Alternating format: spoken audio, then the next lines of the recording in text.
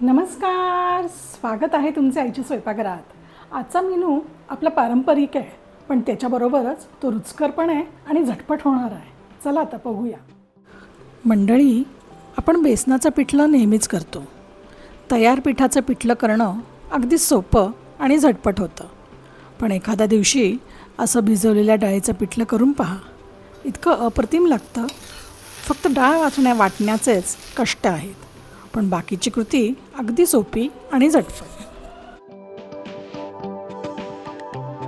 एखाद्या दिवशी चव बदलून खायचं असेल तर हे नक्की करून पहा, तुम्हाला नक्की आवडेल। चला तर मग पाहूया कसं करायचं हे मोकळं पिठलं। ही चण्याची डाळ 2 तास आधी भिजत टाकली होती। या खलबत्त्यामध्ये डाळीसोबत आपण मिरच्या आणि लसूण दोन्ही वाटून घेणार आहोत। हे खलबत्त्यातच वाटायला पाहिजे असं काही नाही आहे, मिक्सरमध्ये ओबडधोबड वाटून घेतलं तरी चालणार आहे। यात थोडंसं मीठ टाकून आपण वाटलं ते पटकन होतं। पहा, त्याला घसारा चांगला मिळतो आणि पटकन वाटलं जातं।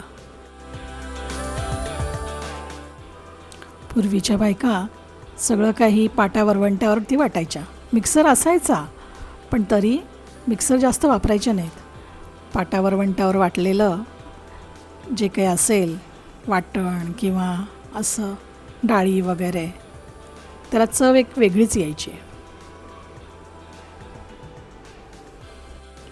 हा पदार्थ तसा जास्त केला नाही जात, कारण तयार पिठं असतात, पिठाने पटकन पिठलं बनतं।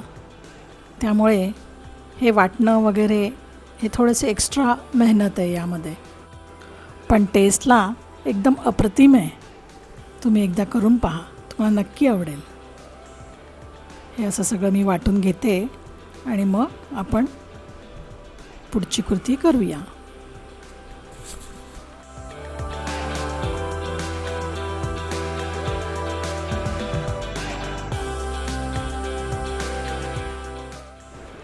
हे असं पूर्ण वाटून घेतलं आहे। मिक्सरमधनं पण असं ओबडधोबड वाटून घेतलं तरी चालणार आहे। आता एका कढईत आपण तेल घेऊया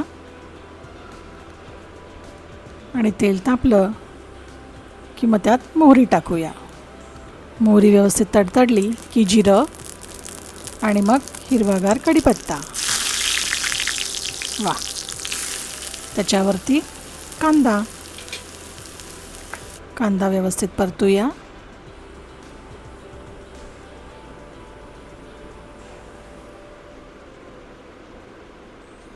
या पिठल्याला आपण कांदा थोडासा जास्त घेतो, त्यामुळे पिठलं एकदम मोकळं आणि छान गबगबीत होतं, एकदम असं सुकं होत नाही। आता कांद्यावरती आपण थोडंसं मीठ टाकूया, म्हणजे कांदा लवकर मऊ होईल।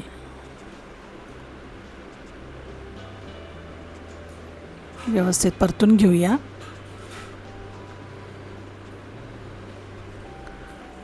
आता या कांद्यावरती आपल्याला हळद टाकायची आहे।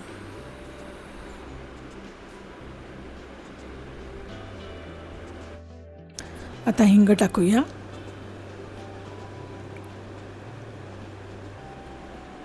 आणि ही थोडीशी साखर टाकलेली आहे। आता हे व्यवस्थित परतून घेऊया। आपण डाळीत मिरच्या टाकलेल्या आहेत, आता यात लाल तिखट टाकायचं आहे, म्हणजे अंदाज घेऊन तिखट किती होईल त्या हिशोबाने टाका। मी इथे 1 चमचा टाकते आहे, तुम्हाला थोडंसं जास्त तिखट आवडत असेल तर याचं प्रमाण वाढवलं तरी चालेल। आता हे व्यवस्थित परतून घेतलं आहे आपण, आणि आता ही वाटलेली डाळ आपण यामध्ये टाकतो आहे। ती व्यवस्थित परतून घेऊया।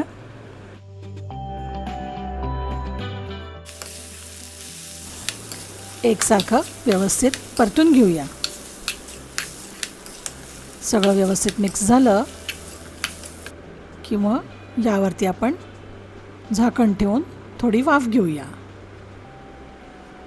पहा किती छान रंग आला याला, सगळं चमच्याला लागलेलं काढून घेते आणि आता यावरती झाकण ठेवते। एक अगदी 1.5 ते 2 मिनटं आपण बारीक गॅसवरती वाफ घेऊया याला। पहा, आता काढल्यानंतर व्यवस्थित परतून घेऊया.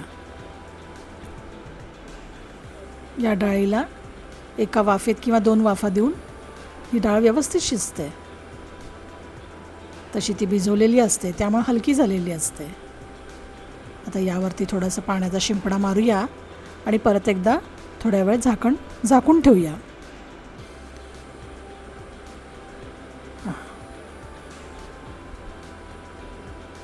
असा शिंपडा मारून झाकण ठेवून 1-1.5 ते 2 मिनटं वाफ घेऊया. आता उघडून पाहू आणि परत एकदा परतून घेऊया. व्यवस्थित वरखाली करून घेऊया. पहा कशी मोकळी झालेली आहे डाळ. एकदम मस्त झाली आहे. अशी ही कोरडी होत नाही, एकदम गबगबीत होते, कारण यात आपण कांदा टाकलेला आहे. रंग पण किती छान आलेला आहे. आता आपली ही डाळ मोकळं पिठलं तयार झालेलं आहे. यावरती आपण बारीक चिरलेली कोथिंबीर टाकूया आणि सर्व करायला घेऊया. एकदा व्यवस्थित मिक्स करून घेऊया. पहा कसं छान दिसतंय. कधीतरी वेगळी डिश म्हणून ट्राय करायला काहीच हरकत नाही. हे पोळीबरोबर खा, भाकरीबरोबर खा, मस्त लागतं. आणि चटपटीतपणा ह्याच्या लसणामुळे आलेला असतो, त्यामुळे ही डाळ खूप छान लागते. तुम्ही करून पहा असं डाळीचं मोकळं पिठलं. आणि कसं झालं ते मला नक्की कळवा. पहा कसं मोकळं आणि छान दिसतंय. व्हिडिओ आवडला असेल तर लाईक करा, चॅनलला सबस्क्राईब करा. अशा वेगवेगळ्या व्यंजनांसाठी पुन्हा भेटूया पुढील व्हिडिओमध्ये.